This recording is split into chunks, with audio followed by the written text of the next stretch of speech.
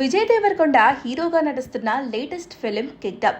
గౌతమ్ తిన్ననూరి దర్శకత్వంలో తెరకెక్కుతున్న ఈ సినిమాను విజయ్ కెరీర్లోనే అత్యంత ప్రతిష్టాత్మకంగా భారీ బడ్జెట్తో సితారా ఎంటర్టైన్మెంట్ సంస్థ నిర్మిస్తుంది. 2 భాగాలుగా ఈ సినిమా రూపొందుతుంది. అందులో మొదటి భాగం కింగ్డమ్ పేరుతో మే 30వ తేదీన ప్రేక్షకుల ముందుకు రావాల్సి ఉంది. అయితే అదే రోజున హరిహర వీరమల్లు సినిమా రిలీజ్ కు రెడీ అవుతున్నట్లు వార్తలు వచ్చాయి. దీంతో కింగ్డమ్ వాయిదా పడే అవకాశం ఉందని ప్రచారం జరుగుతుంది. అయితే హరిహర వీరమల్లు జూన్ 12వ తేదీన ప్రేక్షకుల ముందుకు రావడానికి సిద్ధమవుతున్నట్లు బుక్ మై షోలో స్పష్టత ఇచ్చారు.